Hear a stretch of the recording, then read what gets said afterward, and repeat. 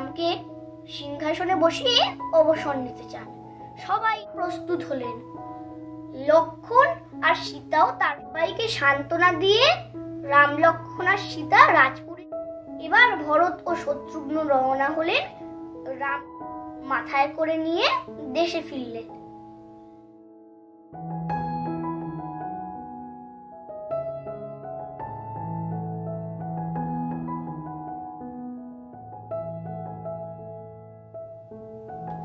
নমস্কার বন্ধুরা, নবরত্নের আজকের ভিডিওতে আপনাদের স্বাগত। আজকে আমি রামায়ণের অযোধ্যা কাণ্ডের গল্পটা আপনাদেরকে শোনাবো।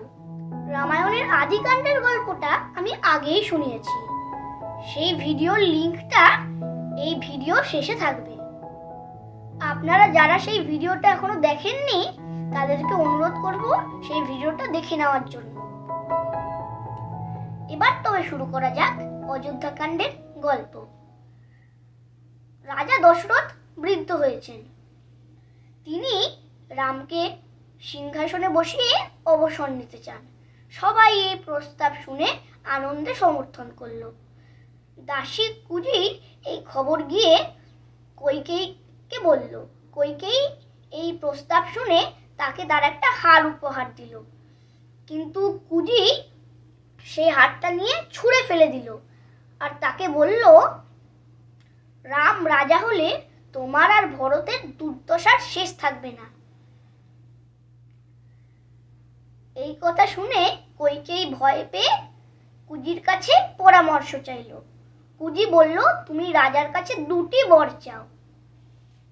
এক বরে ভরতকে রাজা করো আর আরেক বরে রামকে 14 বছর বনবাসে পাঠাও।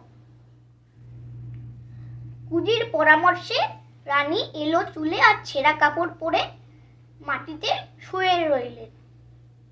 রামের খবর দিতে এসে রাজা দশরথ কইকেয়ীর এই দুর্দশা দেখে তাকে জিজ্ঞেস করলেন তার কি হয়েছে। কইকেয়ী বললেন, সে দুটি বর চান। এক বরে ভরতকে রাজা করতে চান আর আরেক বরে রামকে 14 বছর বনবাসে পাঠাতে চান। রাজা এই কথা শুনে চমকে উঠলেন।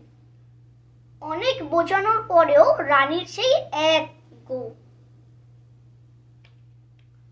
রাম সবকিছু শুনে কইকেয়ীকে বললেন, পিতৃসত্য পালন করার জন্য তো আমি বনবাস যেতেই পারি, তাতে কি কষ্ট।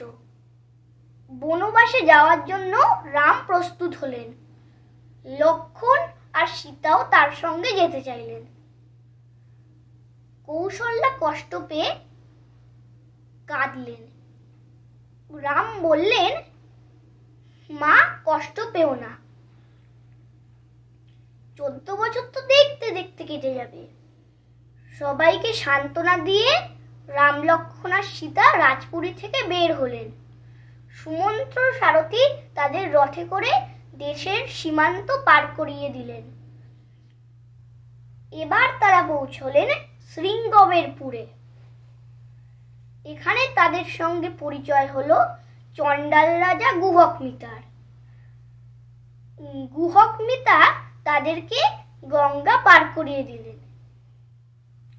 সুমন্ত্র সারথীর মুখে এই খবর শুনে পুত্র শোকে বৃদ্ধ রাজা মৃত্যুবরণ করলেন। অন্ধমুনির অভিশাপ পূর্ণ হলো। ভরত ও শত্রুঘ্ন এতদিন মামা বাড়িতে ছিলেন।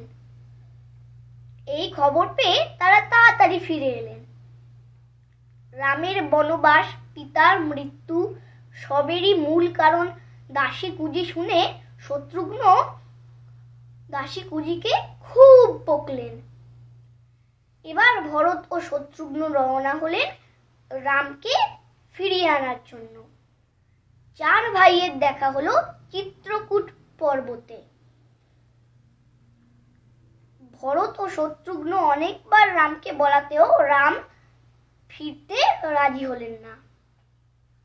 তখন ভরত রামের পাদুকা মাথায় করে নিয়ে দেশে ফিরলেন এবং সেই পাদুকাগুলো সিংহাসনে রেখে রামের নামে রাজ্য পালন করতে থাকলেন। অযোধ্যাকাণ্ড এই পর্যন্তই।